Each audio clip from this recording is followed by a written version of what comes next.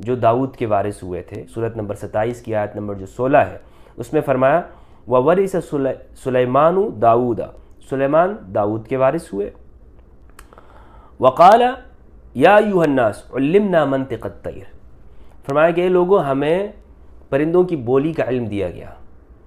وَأُوتِينَا مِن كُلِّ شَيْءٍ، اور ہمیں سب کچھ عطا کیا گیا، سب کچھ۔ ان هذا لهو الفضل المبین، یہ البتہ کھلا ہوا فضل ہے اللہ سبحانہ و تعالیٰ کا۔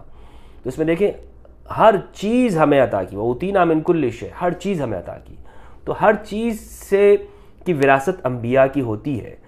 تو یہ وہ آیات ہیں جن سے خاتون جنت فاطمہ الزہرا سلام اللہ علیہا نے استدلال کیا، اور آج ہمارے سامنے بھی یہ چیزیں ہیں کہ جس چیز سے جناب ابو بکر رضی اللہ عنہ نے استدلال کیا ہے وہ حدیث ہے، اور یہ ہمارے ہاں اہل سنت کا ہی اصول ہے، اور ہمیں اہل سنت کے اصول سے باہر جانے کی ضرورت نہیں ہے۔ میں اہل سنت کے اصولوں پہ رہ کر ہی اس کا تجزیہ کر رہا ہوں کہ خبر واحد کے مقابلے میں اگر قرآن ہو یا قرآن مجید سے اگر خبر واحد ٹکرا رہی ہو تو کس کو لیں گے؟ کس کو لیں گے ہم؟ قرآن مجید کو لیں گے۔ یہ سب کے ہاں اصول ہے۔ تو یہ جو روایت ہے نحن معاشر الانبیاء لا نورث ما ترکنا صدقہ، یہ بالکل قرآن مجید کی آیت کے مخالف ہے۔ یہ میں واضح کہتا چلوں، یعنی قرآن مجید میں ہے کہ انبیاء وراثت ان کی ہوتی ہے، حدیث اگر کہتی ہے نہیں ہوتی تو ہم کس کی مانیں گے؟ لازمی بات ہے کہ ہم قرآن مجید کی مانیں گے، کیونکہ رسول اللہ صلی اللہ علیہ وآلہ وسلم خود اہل سنت بھی کہتے ہیں کہ ہمارے درمیان میں قرآن مجید کو چھوڑا ہے، تو اس پر تو اہل سنت کا بھی یقین اور ایمان ہے۔ دوسری بات یہ ہے کہ ہم یہ دیکھیں کہ ہمارے اہل سنت میں یہ بات کہی جاتی ہے کہ جناب ابو بکر صدیق رضی اللہ تعالیٰ عنہ کس طرح خطا کر سکتے ہیں، وہ صحابی رسول ہے، ان سے خطا نہیں، یعنی ان کا یہ موقف درست ہے۔ اگر صحابی ہونے کی وجہ سے جناب ابو بکر صدیق رضی اللہ تعالیٰ عنہ کا آپ دفاع کرتے ہیں اور آپ سمجھتے ہیں کہ اگر ہم اس میں جناب ابو بکر کی طرف کوئی کمزوری دکھائیں گے تو ایک صحابیت کا مقام کم ہوگا، تو میرا آپ سے سوال یہ ہے اہل سنت سے، کیا سیدۃ نساء اہل الجنہ فاطمہ الزہرا سلام اللہ علیہا وہ صحابیہ نہیں ہیں؟ ان کا صحابیت کا مقام نہیں ہے؟ تو اگر آپ صحابیت کو معیار رکھتے ہیں تو خاتون جنت بھی صحابیہ ہیں۔ دوسری بات یہ ہے کہ ہمارے اہل سنت، خود ہمارے اہل سنت کے اصول آپس میں ٹکرا رہے ہیں۔ وہ کہتے ہیں کہ بعض اس طرح سے لوگ بھی موجود ہیں جو اس مسئلے میں اتنا غلو کرتے ہیں کہ سیدہ کو خطا پہ کہتے ہیں، ان کے ہاں جرت پائی جاتی ہے، وہ کہتے ہیں کہ جی سیدہ سے خطا ہوئی ہے۔ اگر میرا سوال یہ ہے ان سب سے جو لوگ سیدہ کو خطا پہ کہتے ہیں، مجھے بتاؤ اگر سیدہ کو خطا پہ کہنے سے کوئی شخص منافق نہیں بن جاتا، کوئی شخص دائرہ اسلام سے نہیں نکل جاتا، کوئی شخص گمراہ نہیں ہو جاتا، تو جناب ابو بکر رضی اللہ عنہ کو خطا پہ کہنے سے کوئی شخص کس طرح سے رافضی یا اہل سنت سے نکل جاتا ہے، گمراہ کیسے ہو جاتا ہے؟ یہ آپ کے معیار جو ہے یہ الگ الگ کیوں ہیں؟ آپ معیار ایک رکھیں نا۔ آپ اگر سیدہ کو خطا پہ کہنے والے وہ آپ کا بھائی ہے، وہ آپ کے لیے بڑا، آپ اس کے لیے شیر و شکر ہے، آپ کے لیے ماشاءاللہ مجاہد اہل سنت ہے، تو اگر کوئی شخص جناب ابو بکر کو خطا پہ کہہ دیتا ہے تو کیا ہو گیا؟ کوئی خرابی لازم آتی ہے یا صرف تمہاری انا کا مسئلہ ہے؟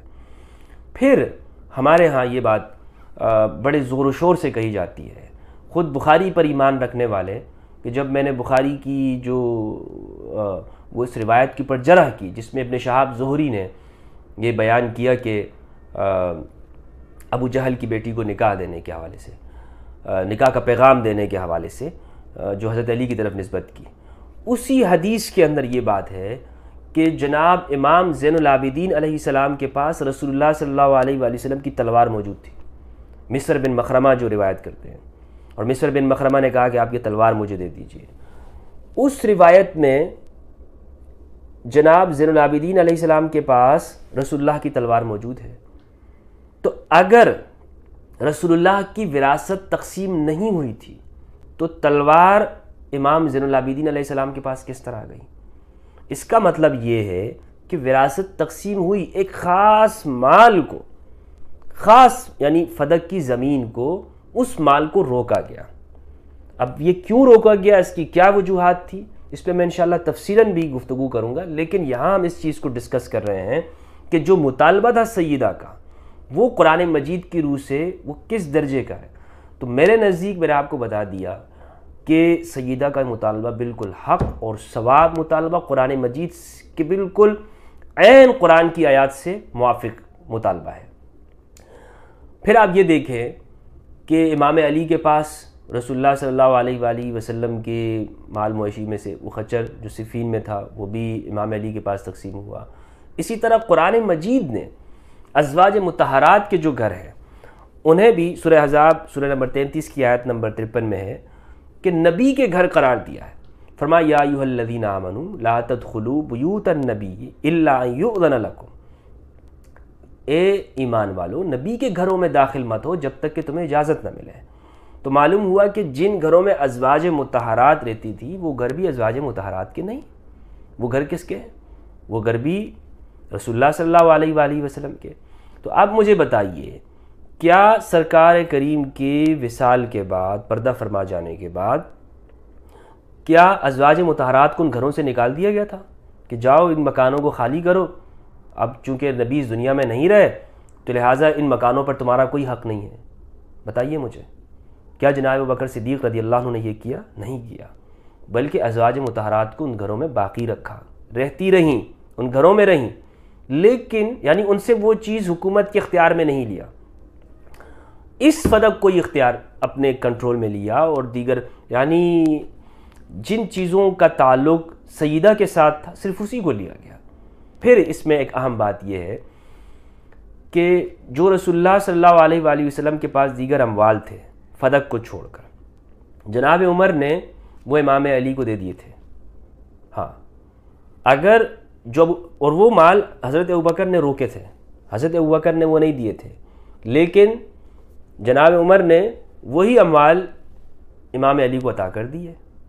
تو اگر ہمارے اہل سنت یہ دفاع کرتے ہیں، یہ بہت یہاں پر عجیب سا معاملہ ہے کہ اہل سنت اگر دفاع کرتے ہیں جناب ابوبکر رضی اللہ عنہ کا تو اسی فیصلے کو تو جناب عمر رضی اللہ عنہ نے ختم کر دیا، اور پھر آگے عمر بن عبدالعزیز نے جو بنو امیہ نے مکمل طور پر اس کا خود ہی ہڑپ کر کے کھانے لگے، عمر بن عبدالعزیز نے اس کو واپس لوٹا دیا. لیکن عمر بن خطاب رضی اللہ تعالیٰ عنہ نے تو حضرت ابوبکر کے ہی اسی فیصلے کو آدھا طور پر تسلیم نہیں کیا بعد کے دور میں، اور وہ لٹا دیا تھا، صرف فدق کی زمین کو نہیں دیا. تو معلوم یہ ہوتا ہے کہ یہاں پر ہمارے اہل سنت کے جو معیار ہیں وہ اس قابل ہیں کہ اس کے اوپر سوالات اٹھیں، اور یہ سوالات میں نے جو اٹھائے ہیں یہ اسی بنیاد کے اوپر ہیں کہ ہم اگر ہمارے ہاں آپ دیکھیں کہ ابن تیمیہ جیسا شخص، یہ مسئلہ اتنا اہم کیوں ہے؟ اس میں دیکھیں کہ سیدہ کی طرف نفاق کی نسبت کی ہے ابن تیمیہ الحرانی الدمشقی نے. اپنی کتاب منہاج السنت النبویہ کی جلد نمبر 4 صفحہ 245 پہ ابن تیمیہ نے لکھا ہے کہ اگر یعنی شیعوں کو جواب دیتے ہوئے ابن تیمیہ کہتا ہے کہ اس معاملے میں، اس مطالبے کے اندر معاذ اللہ منافقین کی مشابہت ہے. استغفر اللہ العظیم. تو میرا سوال دوبارہ وہی ہے کہ اگر ایک شخص تمہارے لیے تب بھی شیخ الاسلام بنتا ہے اور رہتا ہے کہ جو سیدہ کو منافقین کے ساتھ تشبیہ دیتا ہے یا خطا پہ کہہ دیتا ہے، وہ تمہارے لیے شیخ الاسلام ہے، تمہیں قبول ہے، لیکن کوئی اگر جناب ابوبکر کو خطا پہ کہہ دے تم کیا کرو گے؟ پھر تم کس طرح سے فتنے اور اس کے اوپر غصے میں آ جاتے ہو، تعصب میں آ جاتے ہو.